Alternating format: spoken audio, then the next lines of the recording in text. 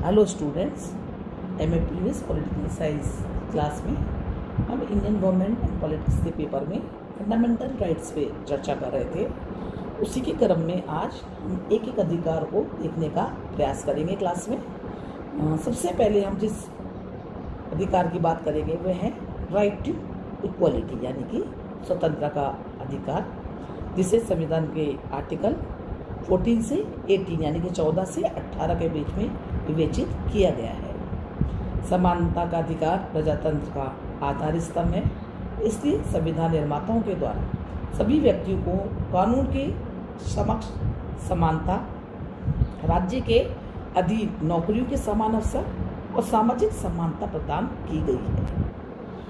और समानता की स्थापना के लिए उपाधियों का भी निषेध किया गया है। सर्वप्रथम कानून के समक्ष समानता, इक्वलिटी बिफोर द लॉ। अनुच्छेद 14 के अनुसार भारत के राज्य क्षेत्र में किसी भी व्यक्ति को कानून के समक्ष समानता या कानून के समान संरक्षण से वंचित नहीं किया जा सकता है।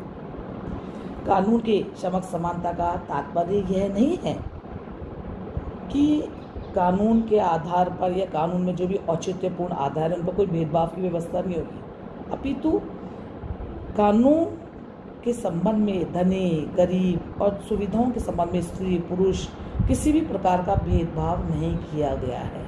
यानी कि समान परिस्थितियों में सभी व्यक्तियों के साथ कानून का व्यवहार एक सा होना चाहिए। कानून का समान संरक्षण वाक्य हमने अमेरिकी संविधान से लिया है और इसका तात्पर्य भी यह है कि प्रत्येक व्यक्ति अपने अधिकारों की रक्षा के लिए न्यायालय की शरण ले सकता है। तो हमारे यहाँ पे कानून के समक्ष समानता प्रदान की गई है।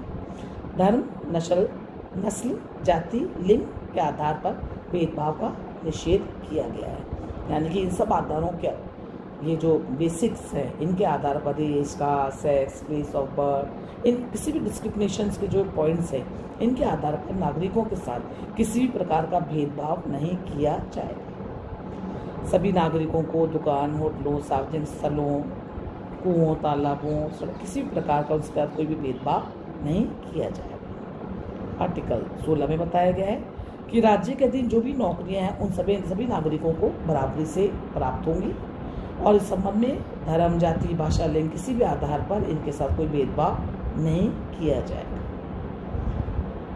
लेकिन इसमें पिछड़े हुए वर्गों के लिए कुछ स्थान सुरक्षित अवश्य रखे गए हैं। साथ ही साथ आर्टिकल 17 के द्वारा अबोलिशन ऑफ अनटचेबिलिटी यानी कि अस्पृश्यता का पूर्णतया निषेध किया गया है। यानी कि सामाजिक समानता को अधिक पूर्णता देने के लिए हमारे संविधान निर्माताओं के द्वारा अनटचेबिलिटी को पूर्णतया उसका निषेध किया गया है।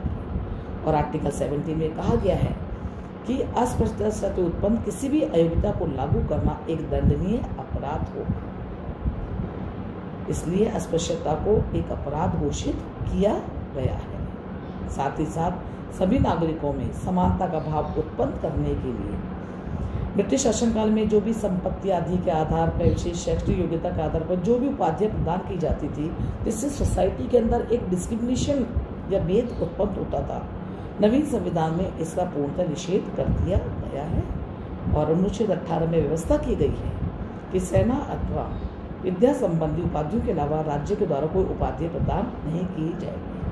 और इसके साथ ही साथ भारत का कोई भी नागरिक बिना राष्ट्रपति की आज्ञा के अन्य विदेशी राज्यों से कोई उपाधि भी प्राप्त नहीं कर सकता। तो हम ये देखते हैं कि हमारे यहाँ पे समानता के अधिकार को बहुत विस्तृत रूप से भारतीय संविधान में बताया गया है। दूसरा अधिकार राइट ऑफ फ्रीडम यानी कि स्वतंत्रता का अधिकार है।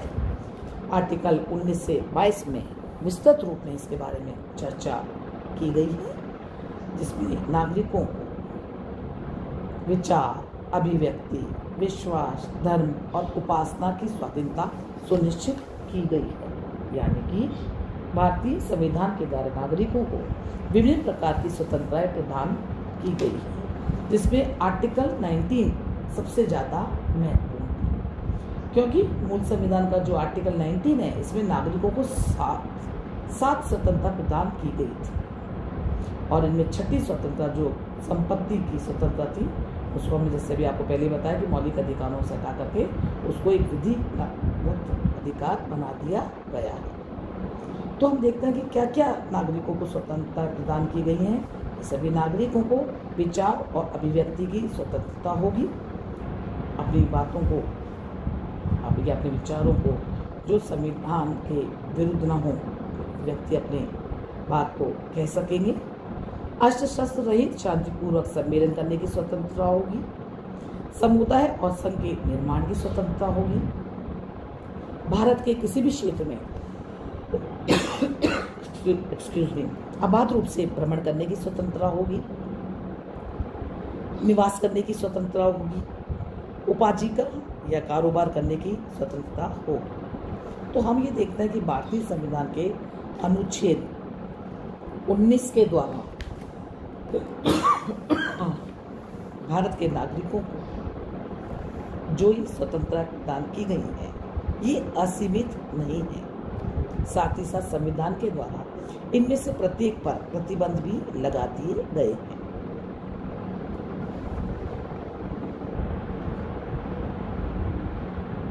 तीसरा अधिकार, जिसे हम कहेंगे शोषण के विरोध अधिकार। यह अधिकार अनुच्छेद 23 और 24 में वर्णित किया गया है।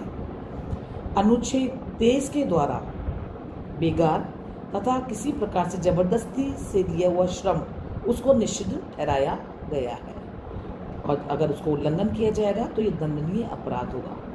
क्योंकि हमारे संविधान निर्माता इस बात से भली भांति परिचित है कि सदियों से किसी न किसी रूप में भारत में दासता की प्रथा विद्यमान रही है और जिसके अनुसार चाहे वो हरिजन हो, खेती श्रमिक हो और स्त्रियां हो, उन पर विभिन्न प्रकार के अनाचार किए गए हैं। इसलिए भारत के नवीन संविधान के द्वारा मानवीय शोषण के इन सभी रूपों को कानून के अनुसार दंडनीय घोषित किया गया है और राज्य के नागरिकों को धर्म, वंश, जाति, वर्ण या किसी के आधार पर इनमें कोई भी भेदभाव नहीं किया जाएगा।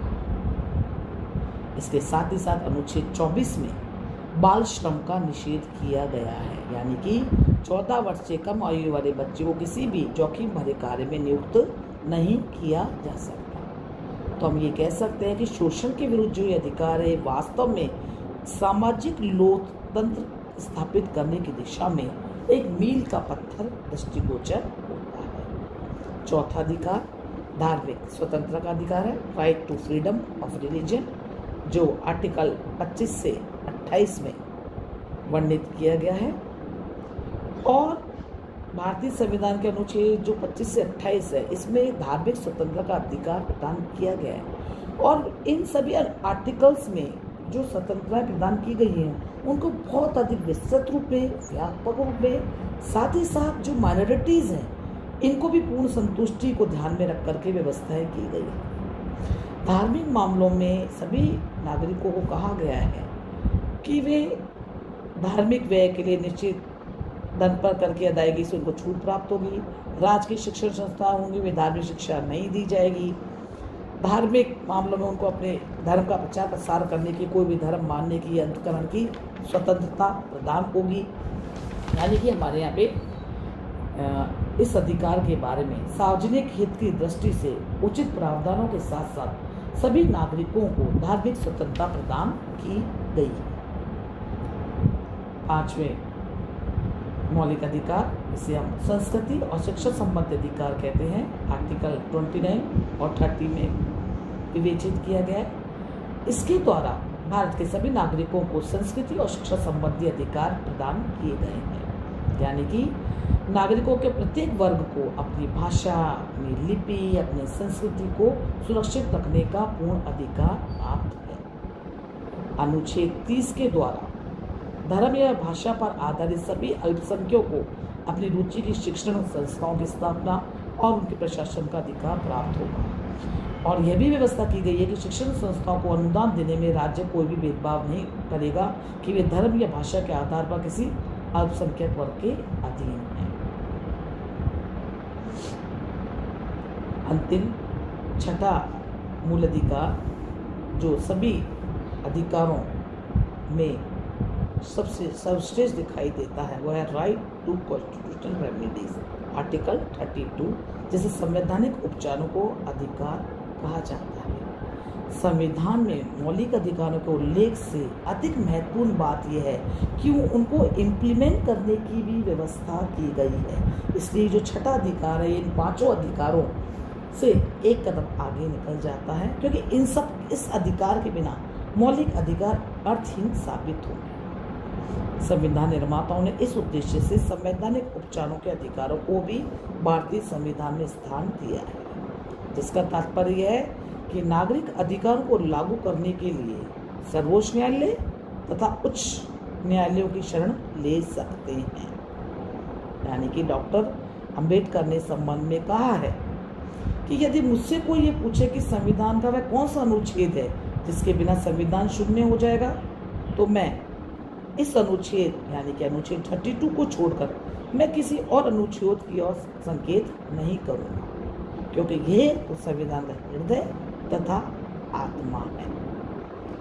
एक भूतपूर्व न्यायाधीश ने भी कहा है कि भारतीय संविधान का सबसे प्रमुख लक्षण या संविधान के द्वारा जो प्रजातांत्रिक भवन की जो आधारशिला है वह संवैधानिक उपचारों का अधिकार है, जिसमें उच्चतम न्यायालयों को मौलिक अधिकारों के संरक्षण के पवित्र कार्य का भार सौंपा गया है कि वे एक सजग प्रहरी के समान बंदी प्रत्यक्षीकरण लेख के द्वारा, परमादेश लेख के द्वारा, प्रतिषेध लेख के द्वारा, उत्प्रेषण लेख के द्वारा, अधिकार परीक्षा लेख के द्वारा साधारण परिस्थितियों में व्यक्ति न्यायालय की शरण लेके अपने मौलिक अधिकारों की रक्षा कर सकता है। लेकिन ये भी स्पष्ट है कि अगर कुछ विशेष परिस्थितियाँ होती हैं, सशस्त्र विद्रोह जैसी स्थिति बनती है, तो राष्ट्रपति के द्वारा संकट काल की घोषणा के समय इन मौलिक अधिकारों को सीमित किया जा सकता है। लेकिन फिर भी संकट काल को छोड़ के भारत के मौलिक अधिकारों को स्थगित करने की कोई व्यवस्था नहीं है। तो हम ये देखते हैं कि भारतीय संविधान में द्वारा जिन मूल अधिकारों का उल्लेख किया गया है वे सभी नागरिकों के लिए अत्यंत आवश्यक तो है, साथ ही साथ प्रजातंत्र अबाध रूप से चलता रहे उसकी भी व्यवस्था की गई है। धन्यवाद।